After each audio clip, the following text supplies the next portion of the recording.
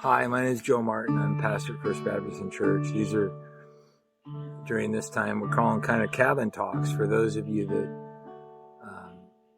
that aren't able to come to our in-person services in the park, or if we have other reasons for not having them. Thank you for watching. Please, if this is helpful to you, share it with somebody. You know, when I think of this last week, I think about showers of blessing we need. Mercy drops round us are falling, but for the showers we plead. And of course we want spiritual showers, but we also would like to have some regular showers too, which says a lot for us who live here in Washington, that when we start wanting rain, we know we're real natives. Today, I want to follow up on what we talked about on Wednesday, and I hope that you watch that. I know some of you do. I hope that if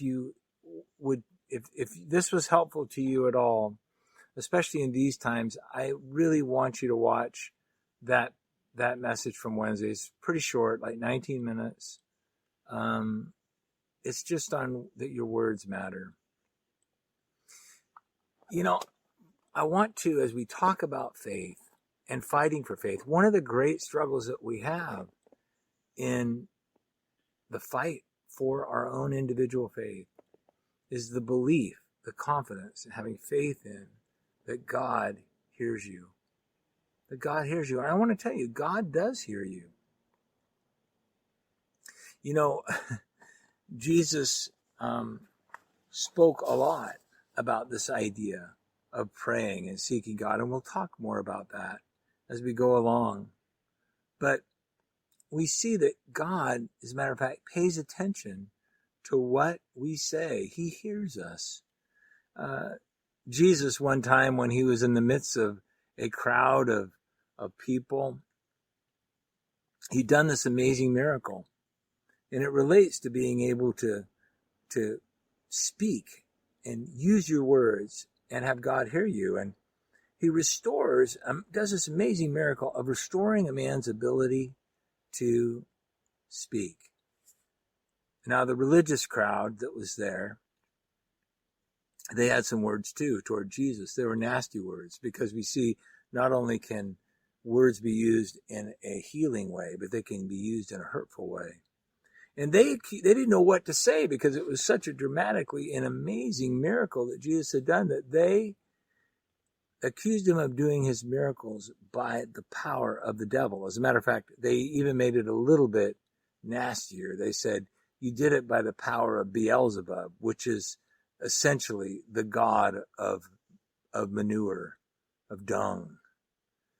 And so it was like a real slam on Jesus. And what does Jesus do? Jesus warns them. He warns them about this idea of taking what God has done, taking a miracle that God has done, and using your words to say, well, that wasn't of God. That was of the devil. And Jesus warns them about this, that how their words, how serious, that is one thing that you can't get away with God, that God will forgive every sin, but that blasphemy, taking what God has done and ascribing it to the devil, is something that's one thing that God takes a very dim view of. He says, ultimately, he's talking about you rejecting the person of Christ. You can't do that. There's no way out of that. You have to recognize him for who he is. You see, isn't it interesting that the most dangerous sins in the Bible, the most dangerous sin that Jesus mentions, comes from words. It comes from your words and my words, something we say or communicate through words. You see, and here's the important thing to remember. God hears every one of your words. It could be your angry words. Maybe you're angry at that moment and you just spoke out of the moment. It was in the heat of the moment. There's a lot of heat going on these days, not much light, but lots of heat. But God hears you. And this is exactly what Jesus goes on to say in Matthew chapter 12, verse 23. He says, either make the tree good and its fruit good, or make the tree bad and its fruit bad, for the tree is known by its fruit. He's really saying in such a way that it's what you say and do that people is the real demonstration of what you are. And then Jesus says to that religious group, he says, you brood of vipers, how can you, being evil, speak what is good? For the mouth speaks out of that which fills your heart. You know what? What comes out of your mouth is what is filling your heart at that moment. It reveals you. And sometimes you ever say something you didn't really plan to say. You weren't even realizing you thought like that. Well, whatever was going on in your heart at that moment, it comes out through your mouth. You can't really consistently be speaking or communicating with words of evil and make the assumption that your heart is in a good place. As a matter of fact, Jesus says in verse 35, the good man brings out of his good treasure what is good. The evil man brings out of his evil treasure what is evil. But then he says something that ought to cause you to stop. It ought to make you to really think. But I tell you, every careless word that you speak, that people speak, they shall give an account for in the day of judgment. For by your words you will be justified, and by your words you will be condemned.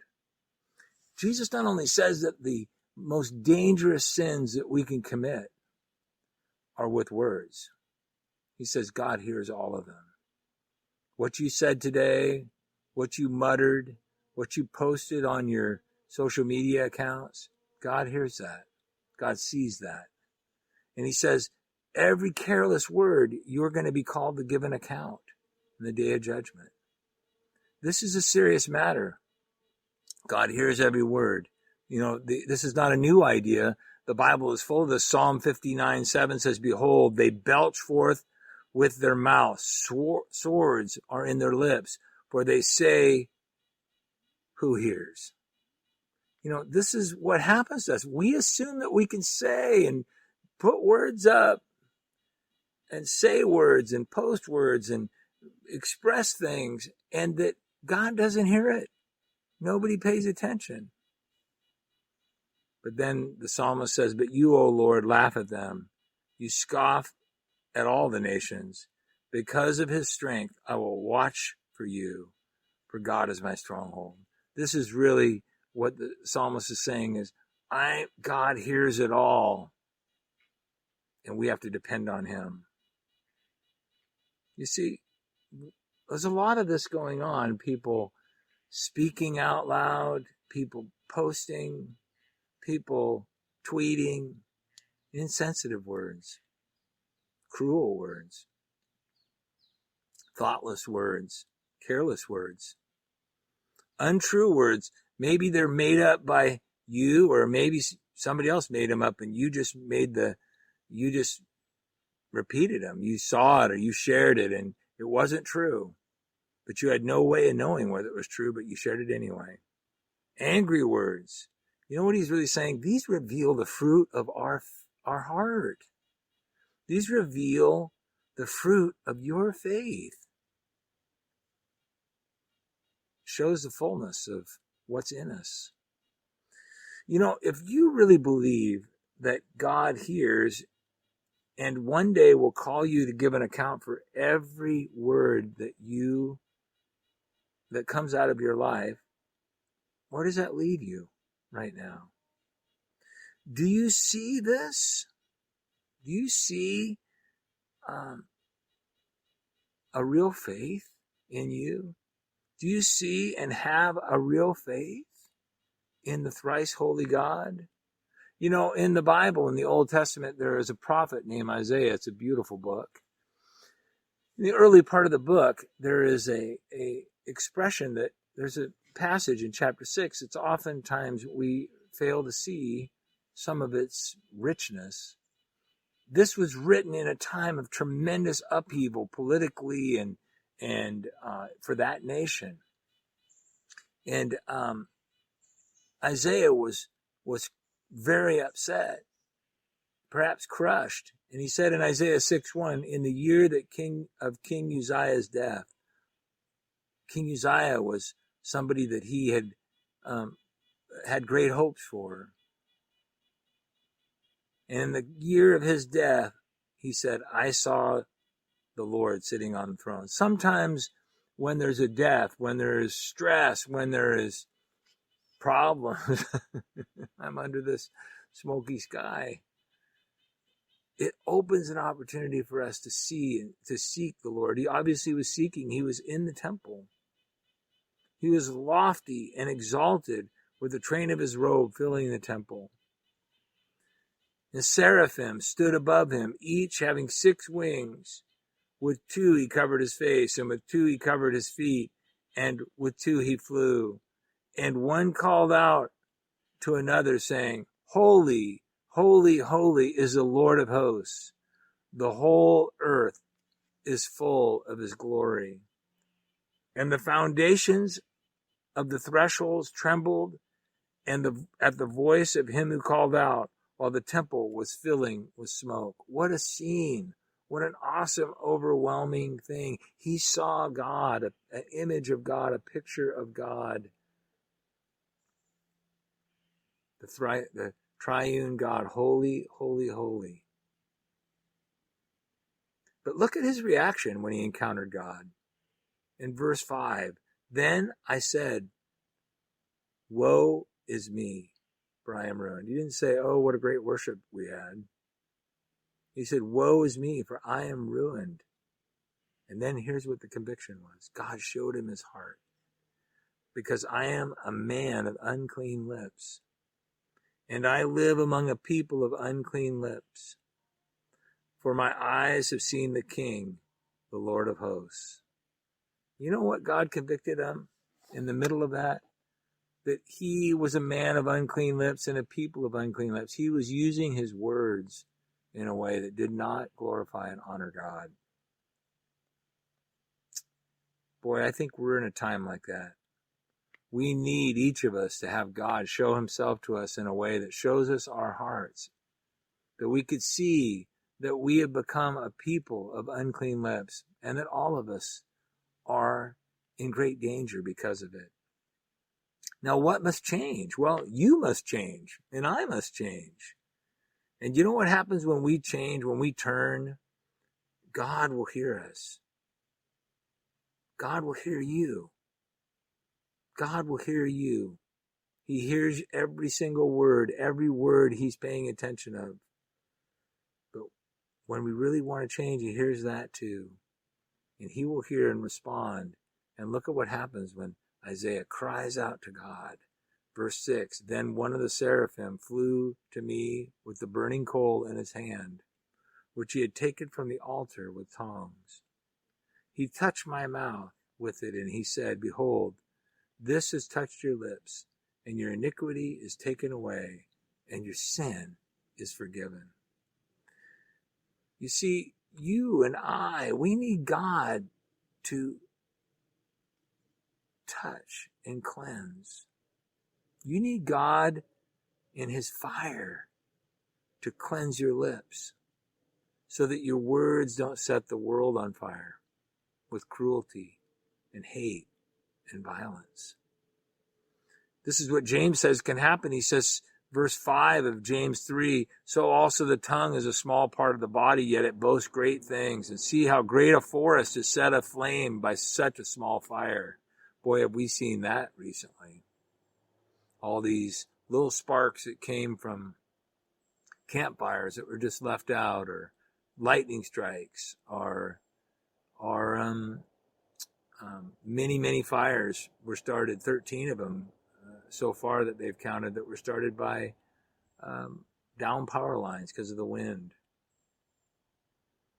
But he says, there's another fire out there, fire risk. The tongue is a fire, the very world of iniquity. A tongue is set among our members as that which defiles the entire body and is set on fire the course of life and is set on fire by hell.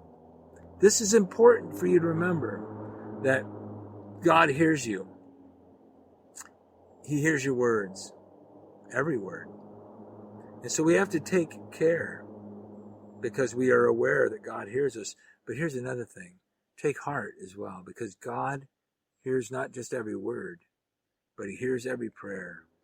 That's part of the fight of faith, is to believe that God will hear our prayers. You know, Jesus addressed this in Luke chapter 18, verse 1. He said, now he was telling them a parable to show them that at all times they ought to pray and not lose heart, because we do lose heart. We get discouraged. We didn't pray.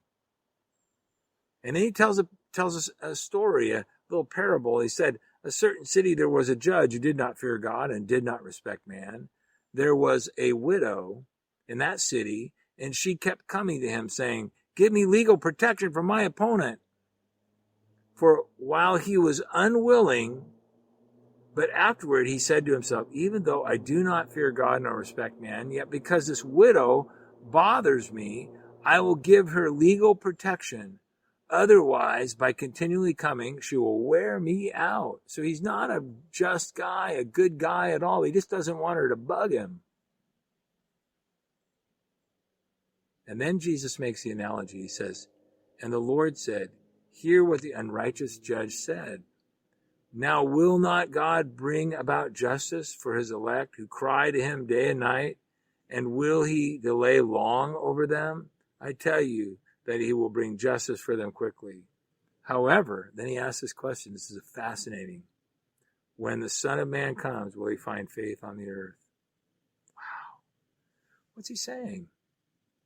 You know, if a bad man will respond to someone who just asks, who uses their words in appeal, how much more will a loving, caring God do what's right, what's best, what's just for you, ultimately, if you just ask him? God will hear you. But here he asks this question, but will anybody really pray? Will anybody have the faith to believe it? Will anybody really find the faith in their life that in the middle of difficult and dark times to keep seeking him and saying, I trust that you hear me and that you will answer me in the right way, in the just way, at the just time? Will I find faith? You see, he's really saying this: God is for you. He hears you. And folks, I just want to say, as your friend and as your pastor, there's a lot at stake right now. The world is tinder dry with fear and anger and hurt and confusion and distrust.